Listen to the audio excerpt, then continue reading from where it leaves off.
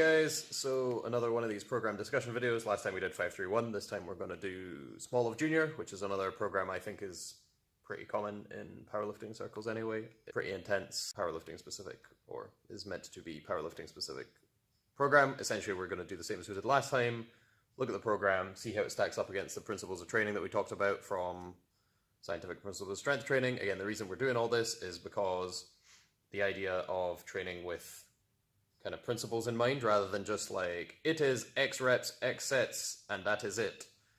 More as in, if you are kind of bound, or your training is kind of bound by a set of rules that you're like, well, it would make sense for them to be all of these things in these order, you can kind of do whatever you want as long as it fits those things. There is no, there is no set in stone method. It's just how well does it conform to these principles, and could you make it more effective if you kind of altered some things to fit them better?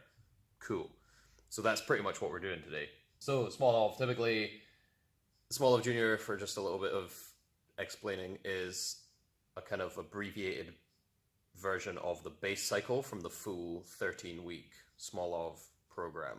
I believe it's originally Smolov squat cycle. But it's been changed a little bit, and you can use it for a bunch of stuff. I think the main change is that I believe the base cycle is only 26 sets a week, whereas the junior cycle is 31, which we're going to get into is why that's a bit ridiculous soon. So, typically, you pick one lift and only do that one lift for the full SmolovJr. If you are a fuckwit and want to try and do 2 main lifts for the full thing without any scaling, crack on and see how well that goes. Please get back to me when you fail, because you will. So, first up, week 1, day 1, 6 sets of 6 at 70%. It's pretty reasonable. 7 5s, day 2, 75%.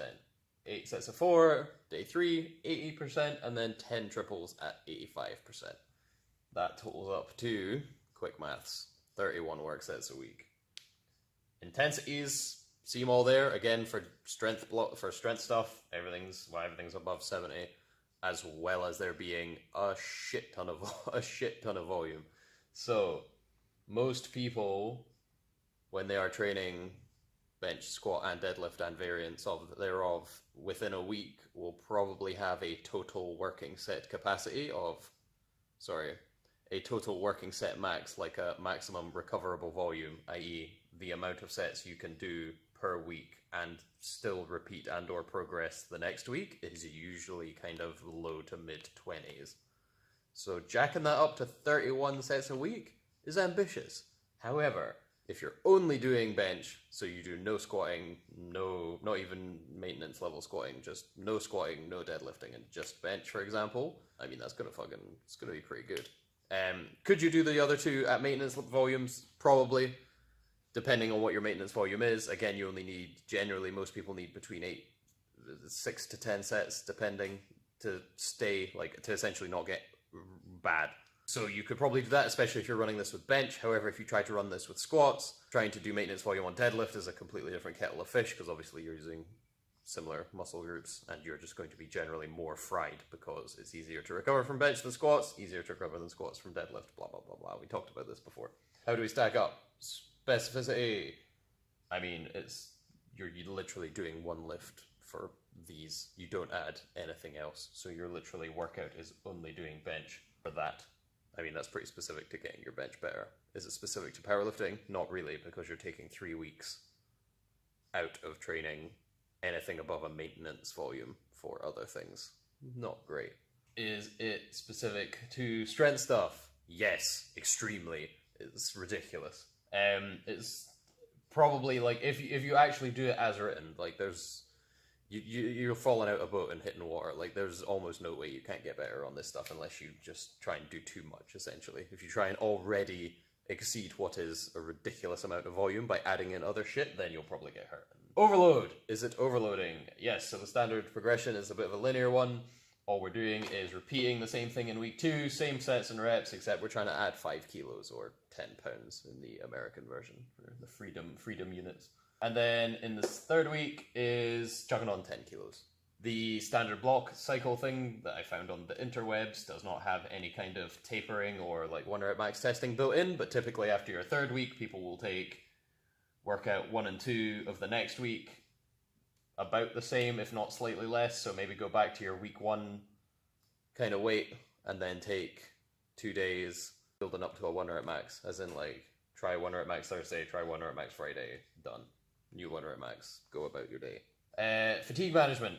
Fatigue management during this program will be quite difficult, mainly because of them 31 work sets a week. That's a shit ton. If you've never done this cycle before as written, you should try it. But again, only do 1 lift. So do it 4 squats or bench. If you want to go in the easy way, just do it for bench first. If you've got a poverty bench, this will fix poverty bench. There is almost no way your bench cannot get better on 31 work sets a week. Like, that's fucking ridiculous. However, if you have any shoulder issues or any kind of elbow pain currently, have fun with that, because it's going to get worse. It's going to get a lot worse. And if you don't, you might find it when you do this. SRA, again, questionable depending on training experience. This is definitely like a beginner to intermediate cycle. There is like almost no way anyone who is already anyway significantly strong would shift these kind of loads this frequently and not destroy themselves. Like, you would just fucking fall to bits if you try to train 4 times a week when you get up to any kind of like decent level. Like, in terms of bench anyway, like you're just gonna get destroyed. Like, if your bench is like 180 or higher, you're probably not gonna manage this very often anyway. Definitely not. It's even with the changes we're gonna make, it becomes difficult just to get this much volume in when you lift that much relative weight. Variation, awful. There is literally no variation. That's the whole fucking point. There is 0 variation to this program at all. It is like a one trick pony. Like, this is the hammer and your shit bench is the nail. Like, you are just, there is only one way about it and that's it. Phase potentiation, again, none.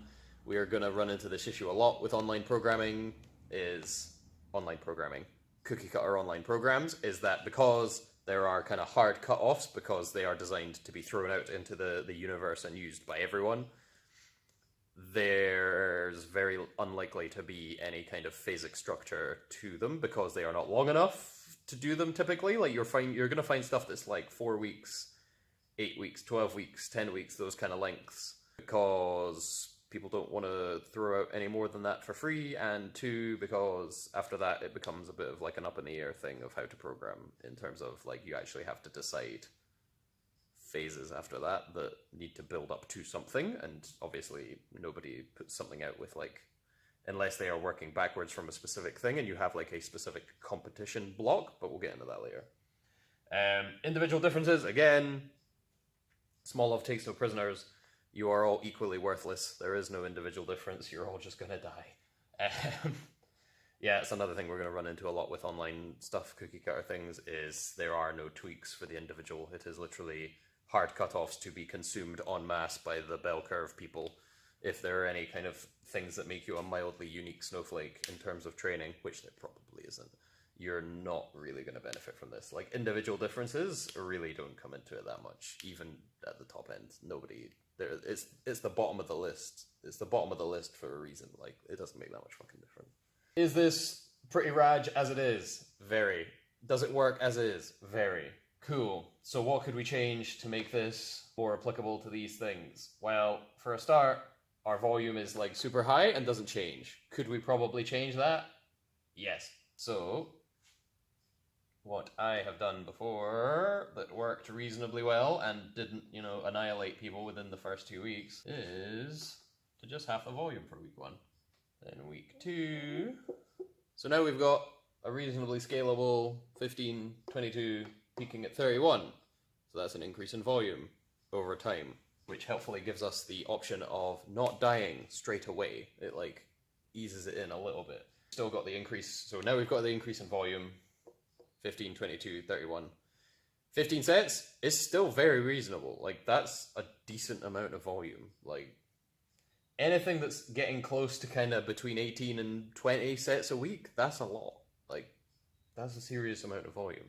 22, again, is to where that kind of borderline lies of if this was included in some other training. Foreshadowing incoming. If it was included in some other lifts and stuff, that would be about your upper limit of stuff that you would probably mix in. 31 is back to the whole ridiculousness, but you've also got your top end sets of plus 10 kilos, ideally. Again, it's meant to be, you're meant to ideally not fail any of these sets. Previously, when I've done it, everything before changes anyway, everything from about third workout onward moved like shit, but it moved. So everything was the same extremely slow pace, but it all moved. So you're kind of like, you didn't really know where you were. Cool, overload. Still going overload. Now we've got an overload in volume. That's pretty cool. Fatigue management. We've scaled the volume, so it's not just immediately brutal with absolutely no relenting until the very end, which makes fatigue a bit easier to manage. It gives you a bit more of a heads up for how bad it's going to get. And we don't really compromise a huge amount of work in the fact that you can definitely, like, everybody will get better doing 15 sets of bench a week. Like, nobody's, apart from, like, the uppermost mental people, like, that's pretty much where you run into the issue of when the minimum you need to get better starts becoming close to higher than the most you can recover from. But that's mainly when you start involving them Soviet supplements and your recovery is just fucking abnormal, like meta-human levels of recovery. Anyway, fatigue management, this becomes a lot better with all the volume that we've chopped out. SRA, again, we're still training 4 times a week. However, with the volume decrease, that probably becomes a bit easier to manage. We're practicing plenty a week, like we're getting a whole bunch of things in it. The only issue with SRA that we don't have, or that we do have, is that so far we haven't added in any other lifts. So SmolovJr is still just, in this example, we are still just bench only, or squat only, or whatever. Variation, again, bugger all. And the other two are pretty much irrelevant in this discussion. What else could we do to this? Well, for a start, if you wanted to run it more than once, so again, kind of like 5-3-1, if you wanted to just run cycles of it for your strength block stuff and then go back to volume training or hypertrophy training afterwards, that's entirely fine. We could add 4 and go for a deload. So we could just go... So now we have 10 work sets a week. That's reasonably deloadable. It might need to be slightly less, depending on people. We might have to change one of them back. We might, if we just change them all to a 2, if we want to be super cautious about stuff. And we're still getting a little heavy, as in, like, the weights are still kind of up there, but the volume is just tanked. So we've only got 10 sets now, or 8 sets. Which, again, is half the volume again from week 1. Working very rough numbers. We haven't really adjusted a whole bunch. Well, we're adjusting a whole bunch, but we haven't really kind of mathed too hard. We're just making sure the volume goes from nah to like to buh and to oh my god. Like, that's pretty much the judge of volume that we're using right now. Could we work any additional exercises into this? Probably. So what we've got to consider is the fact that we've got these total volumes to work with. Could we do, using the idea of like maintenance of this kind of 8 to 10 sets, we could chuck 10 and 8 sets respectively, maybe, total, into these other weeks of having stuff there, just after a bit of a drawing and a bit of thinking. So, week 1, we could probably work in about 10 sets of squats. Again, that's going to be a bit of a push. Kind of added in some squat sets, I don't know if you can read that, but added 6 squat sets on here, 4 on here. Again, not completely unreasonable at all. Doing like your main lift as 6 sets of squats followed by 3 6s at bench, pretty easy. Doing 4 sets on squats and then 4 sets on bench, again, completely reasonable. Then week 2, we've just lowered the set volume on squats because we've increased the set volume on bench. Makes sense. 4 sets here, again, you're only doing 4 by 6, so you're doing on bench, so you'd be doing 4 sets of squats followed by 4 sets of bench, completely fine.